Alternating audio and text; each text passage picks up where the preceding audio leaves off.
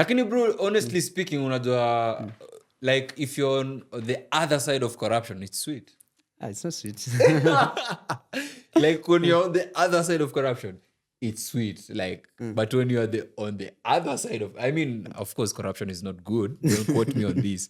But mfano you want to buy shoes. Alafu unapata IG, umeweka pale mazee viatu tu supu yani. Alafu hauweki price. As in, that's the essence of saying I'm selling. Sasa nitatoa kunigonga. Ama unapata msee anauza ama tuseme nguo. Like at DM. DM for the price. DM for, why am I DMing you? Just say the price. Yeah. Sindio? Iko easier.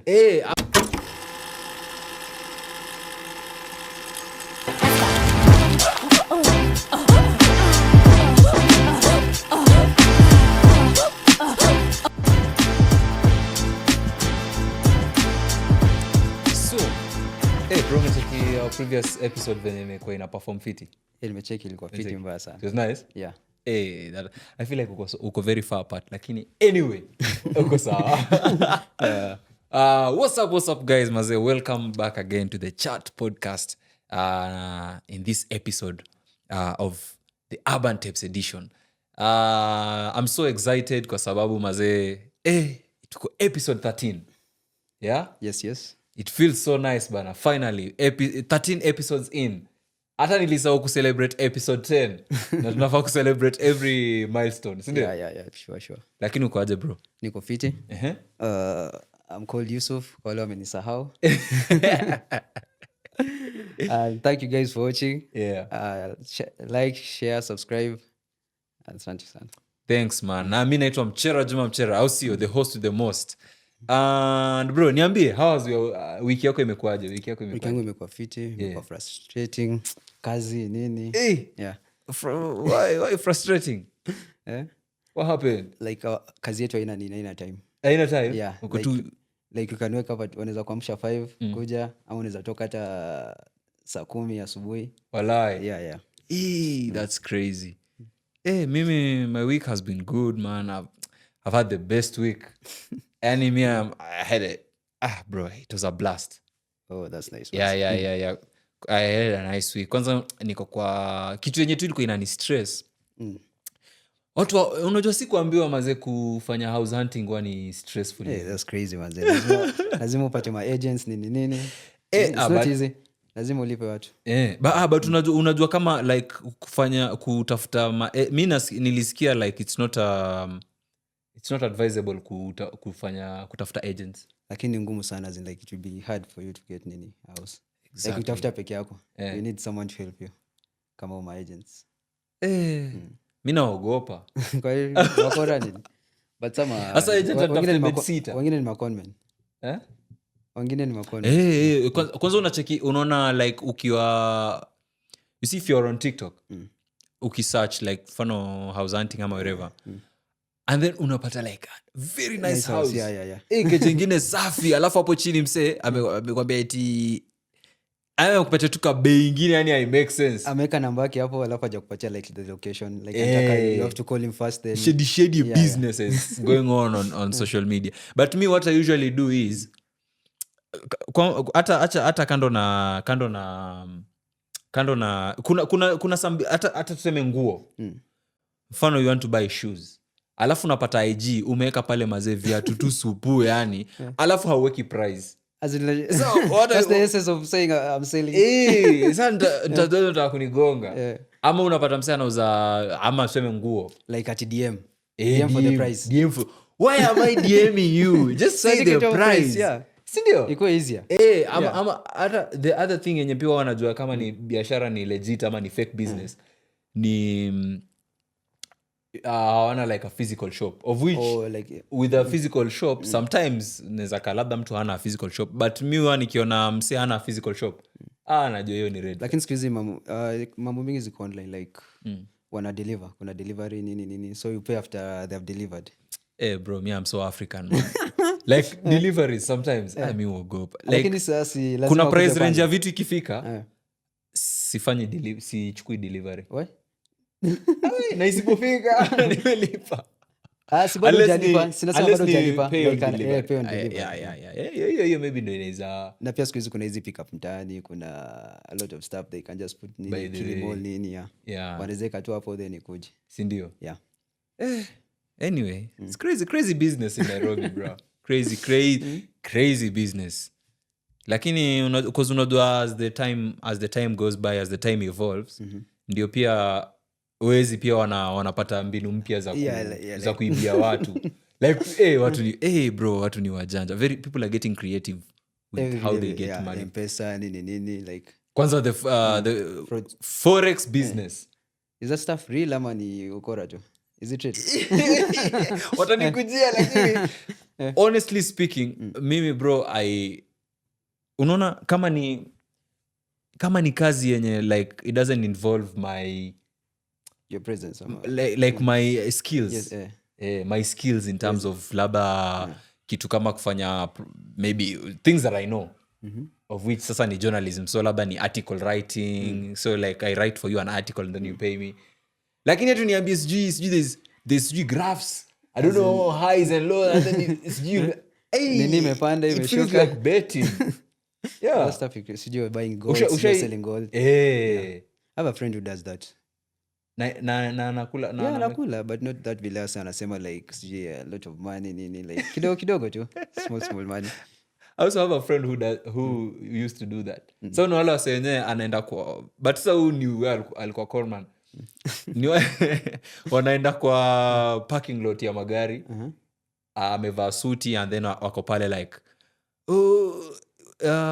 you know guys, this is what I did after a few days, I don't know, blah blah blah. I got this money. I got this mazee gari yenyewe kwa parking lot. This is shady business. Hata kuna some church which was conned. They were conned like sijui 1 million. Ilikuwa pesa mingi mbaya sana. Yeah, niliona kwa news. Yeah. Because unajua what they usually do, they like mshahara yake ni hiyo subscription fee yako. Okay. Because me I usually ask myself if I'm earning like wanasema how many dollars an hour Like watu wa forex. So if I'm earning like $500 an hour, yeah. Mi sitaenda Instagram nikuonyesha watu like this is how I get money. I'll keep that thing to myself. Yeah. But most of them niseme ni watu wa wash tu. They just wanatumia forex kama a way out. Ni kama a garment. A fraud. Yeah. Lakini anyway, on your side, what has been happening, bro? Like on current affairs nini pale? Because by the I've seen like umecheki issue ya Ibrahim Traore, the president of Burkina Faso. Yeah. So there was a coup orchestrated against him. It was last week I mean. Yeah, so it was done in Ivory Coast by the Americans and the French. Allegedly. Yeah, allegedly. So they want him more power. Yeah. So what happened is like he told the French people like he wanted them to bring back their gold. So the French had taken gold to France. I saw that. Yeah. Because it's crazy. It's crazy. So after that, that's when the coup came up. The attempted coup. Yeah, the attempted coup. Ama they succeeded. They didn't succeed. But like ukiangalia Traore, like what he's doing right now, do you think hiyo lane yenye anachukua, do you think ata make it? Because ukiangalia previous presidents who have made similar trends, like Sankara, kina Gaddafi. Yeah, they all killed. Yeah, wanaekelewa and then wanamadwa. Because hata the other day, sijui if it's true, but I saw like somewhere apparently right now in Burkina Faso it's free education. Yeah, free primary. From primary to university it's free. That's crazy. Yeah, even the GDP has gone up from 18 point something billion to 22 billion. I'm even scared for him. So even mzungu anaona kitu bro.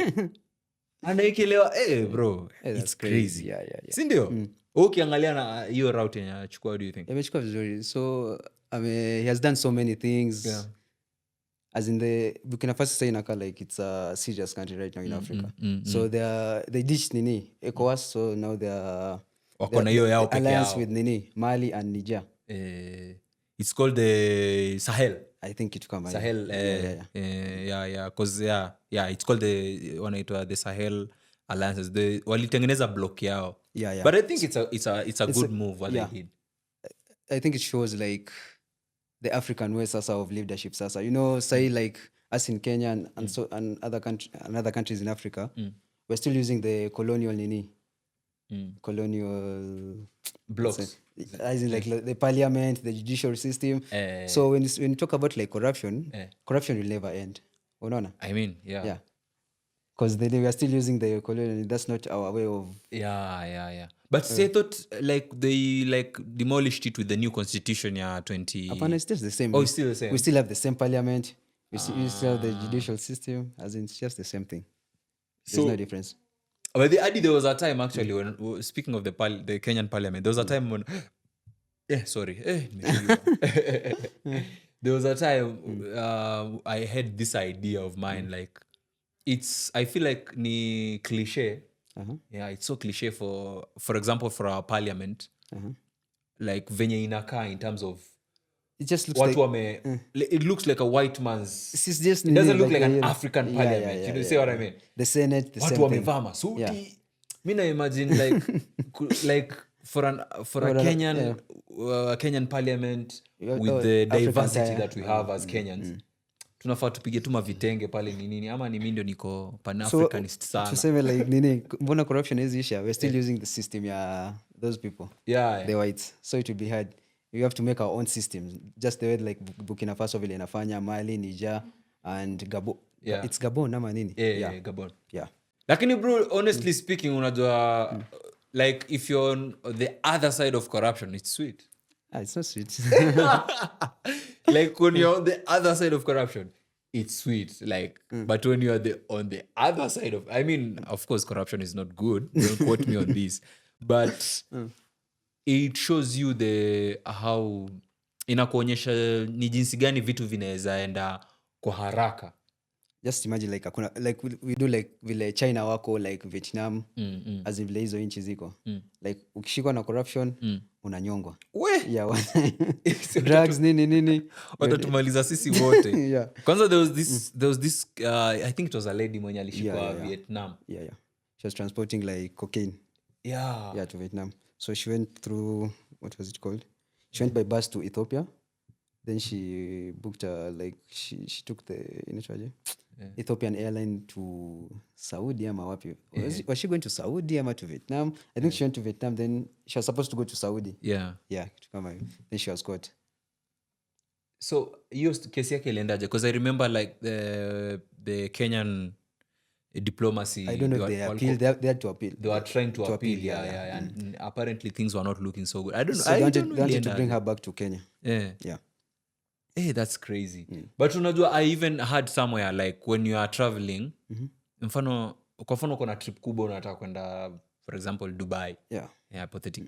And then kuna maybe watu wanaweza kukuapproach like before you travel. Mfano sasa nikwambie, "Bede, una travel, niko na kazini yangu, nataka unibebe huo mzigo." Si ndio? Nataka umfikishie mahindi, amesema nataka ni mahindi sana.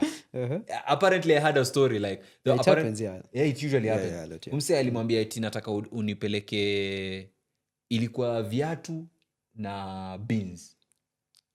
For nini? From Kenya to I think it was Abu Dhabi. So akampatia bag na hizo viatu zinakaa like extra large. So sana shida. Hizi ni viatu za aina gani? So walikuwa like yeye na mwenzake. So huyu mse wakati ana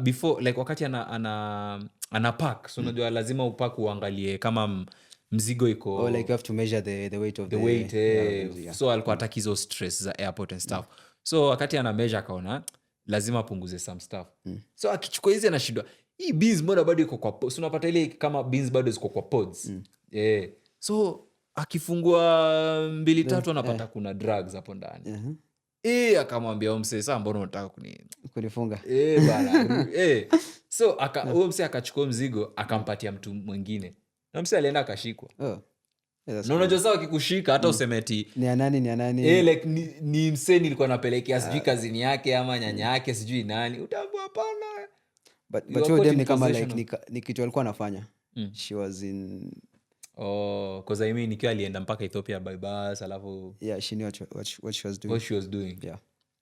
Lakini drugs is crazy. Crazy ones, yeah. Sindio? So China, Thailand huko they don't tolerate. Don't try hata. They don't tolerate it. Hata Vietnam they killed kuna some big guy billionaire. He was found with cases of corruption. He was hanged. So sisi sasa wewe Mkenya sasa what will happen to you? That's crazy. That's crazy. But ukiangalia with what is going on in huko kwa kina what's the guy's name again? Ibrahim Traore. Kwa Traore namsahau kila wakati.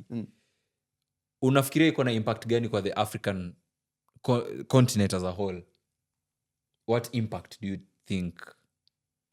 Like it's showing us the way how to govern like nini. Yeah. Do you think itatu affect mpaka huku sisi with how he's doing things? Because I mean nikiangalia if akiendelea venye anaendelea itakuwa venye si tunasemanga na ni which country is this? Ni Seychelles. No, Singapore. There was a time when Singapore na sisi tulikuwa tumewapita. Yeah, like Singapore what they did, they changed their system of government. That's why wako hivyo Malaysia, Singapore, Dubai, as in tulikuwa tu kama wao. But they had to change their way of governing the country. Bro, it tells you a lot. Like about how the Western nations so engrossed with like wako so in too deep yani than so what you think. If Africans are poor, why are you in Africa? Why do you come to Africa? If Africans are poor. Wanakujanga kutu exploit. You see what's happening in Congo, like yeah. As in Congo is the richest country and the poorest country at the same time. That's crazy.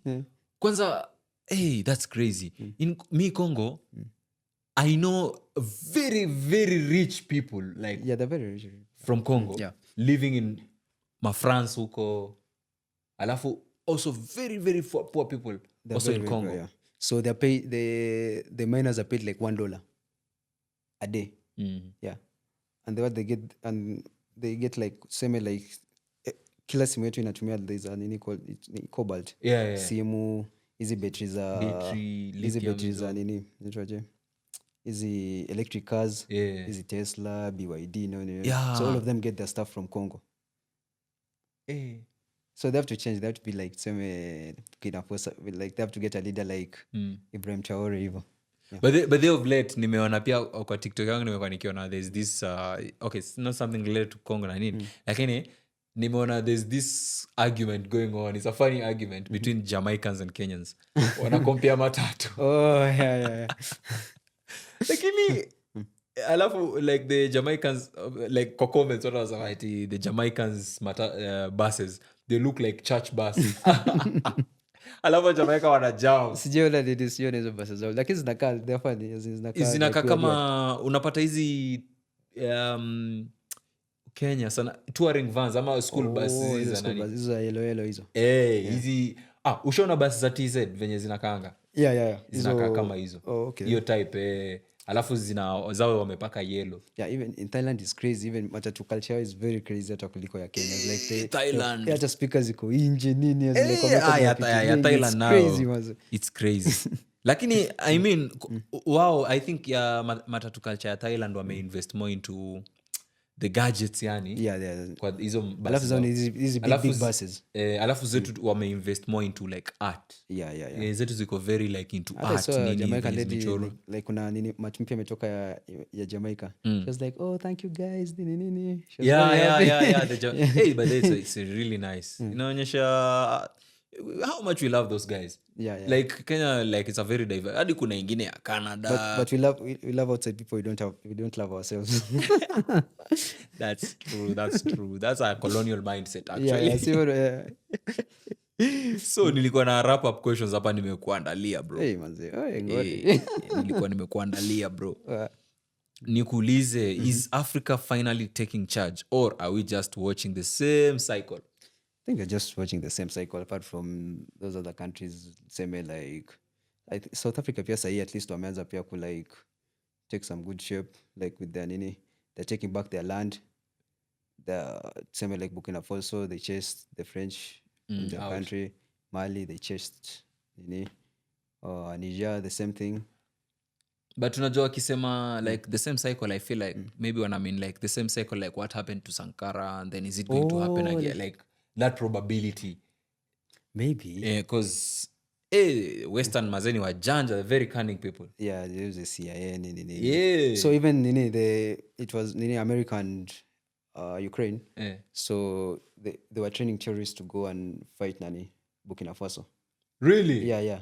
Even nini allegedly. It was true. Even nini, True. yeah, even Zelensky bragged about it.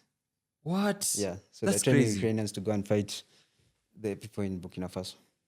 Even they put like jihadists, these terrorist groups. Yeah. They killed a lot of people. Actually, there's another thing I watched.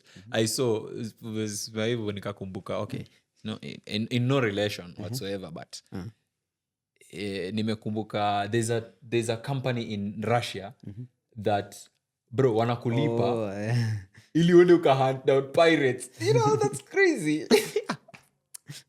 Eti mko tu kwa boat, wanachukua boat, wanapitia hiyo strip hiyo ya the Horn of Africa huko. Ndio yani wanataka kukuattack na pirates. Ndio like for fun. Bro, what's going on? Even Nanisa is being helped by the Wagner group. Yeah. In Russia, yeah. So wanamsaidia pia. Yeah, si hao ndo walikuwa saidia Senior Russia, it's a Russian. A security firm. Yeah, it's a security firm. Yeah. But they're so powerful huko Russia mbaya sana.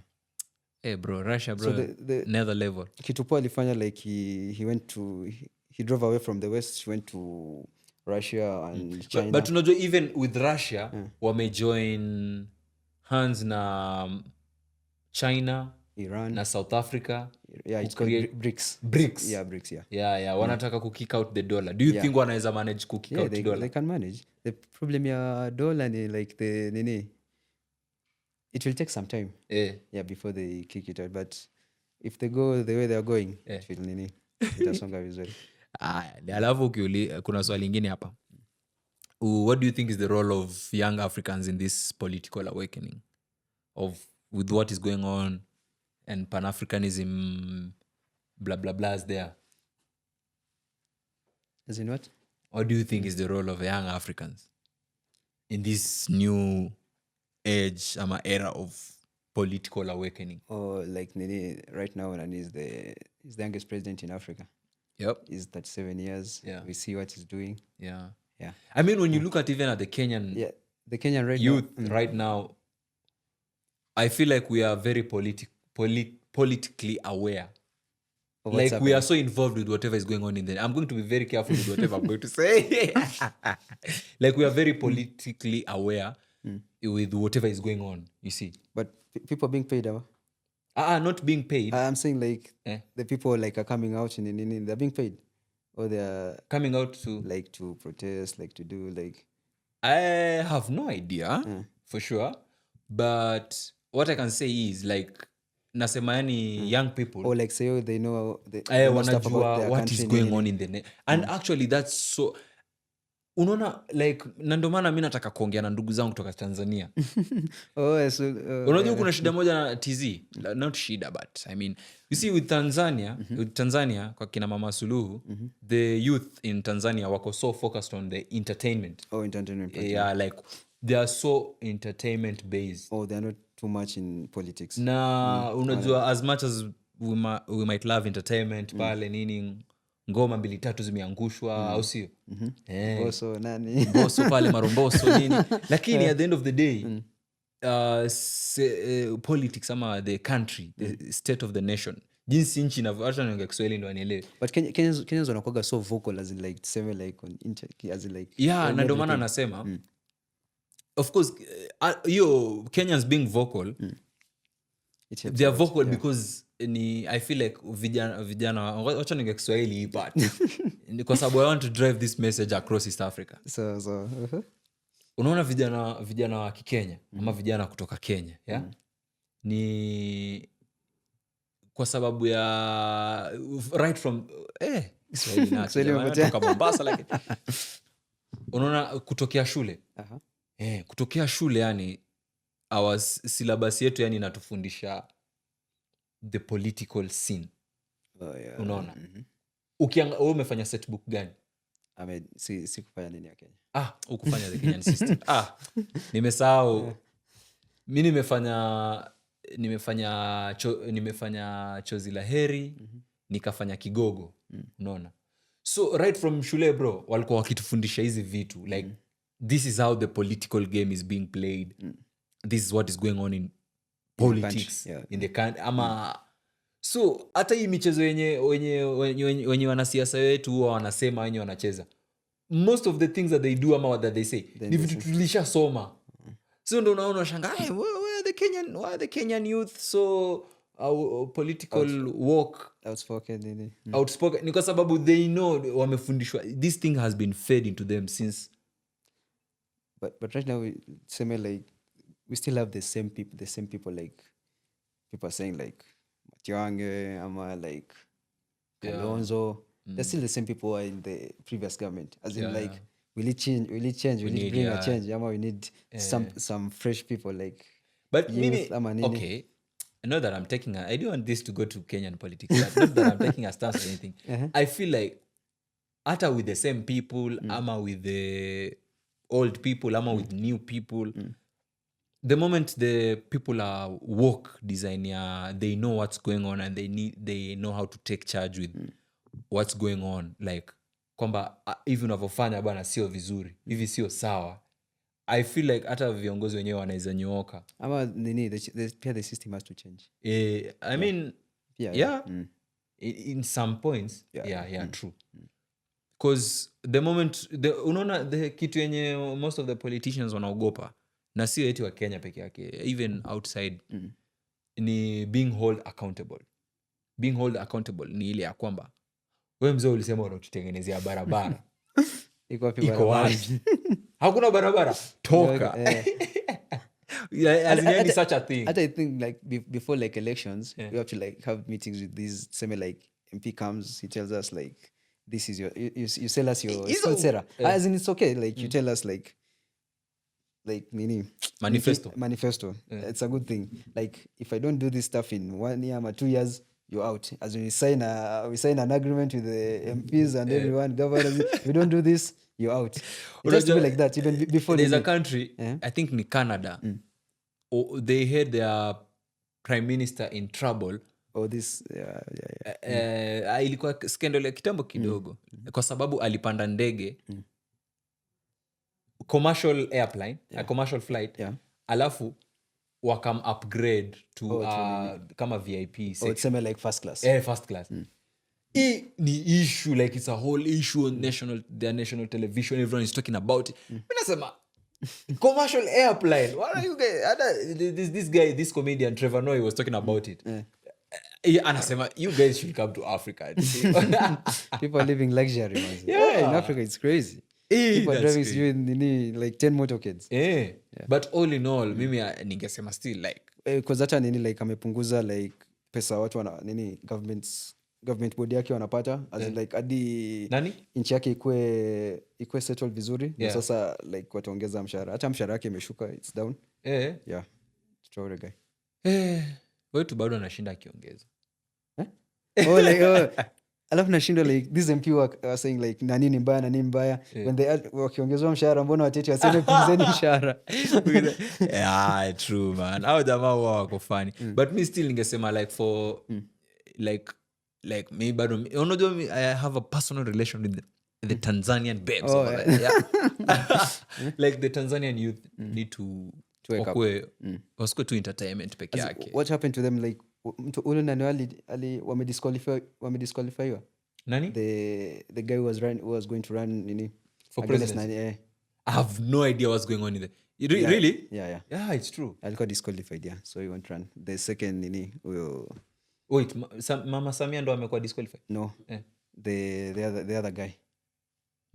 Jamaa opposition ndo amekuwa disqualified? Yeah. So he won't run. Kurun for why? Sijui kuna kesi ama nini, probably something like that. Yeah. Wanafaa So kuwa na it will be elections. just Wanafaa kuwa na uchaguzi.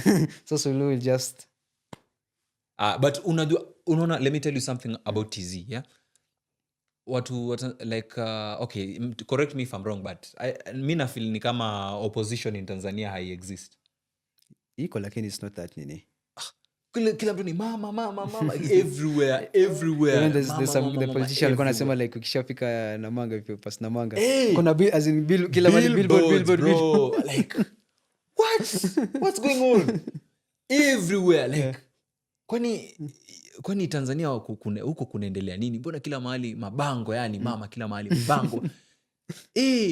Na unajua that's so, I mean, anyway, I'm not from Tanzania, but they have to change. It's crazy business for me. Crazy. Because sasa unajua ukifanya hivyo sasa country like saa watu wa kuadvertise pesa itatoka wapi sasa? Ama less basi serikali inapeana pesa sana. So kuna section fulani hapa nilikuwa nimekuandalia as we wrap up, because this was just a bonus episode pale. Now that we are back, sindio? Back.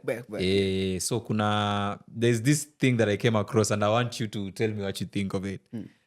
So Ufse alikuwa anasema alikuwa anasema if like the person who named walkie-talkies if was given a chance to name everything, so akaanza na stamps. Stamps, which stamps? Like the ones which they put on envelopes, some stamps. Hizo zile za kama zile za postcards. Okay. Eti stamps angeita licky sticky. That's crazy. And then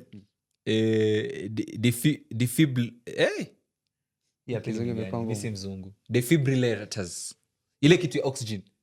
Hiyo nini, like ngoja hindwe defibrillators.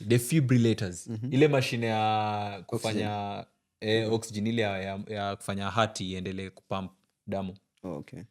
Eti angeita hati stati. Ongeza yako. I'm good at that. Come on, man. That's not my thing, man. Ngoja nikupatie 2. Nitumie kamera. Nisema flashy techie flashy. Flash. Doesn't even make sense. Flashlight. Lakini umse mwenye ananem vitu. But kuna wase unem vitu hadi unashindwa. What are those? Anyways, guys, this was just a chilled episode yenye tulikuwa tunaongelea about what's going on, basically current affairs. But thank you so much, guys, for tuning in. Ama ni tuning on? Tuning on. Whatever the name is. And thank you so much for the support wenye wanatusupport pale Instagram, YouTube. By the TikTok yetu inaendelea fiti. Yeah. Alafu nafaa kufungua like nini inaitwaje, Spotify. By the time this episode is on air, tutakuwa na Spotify.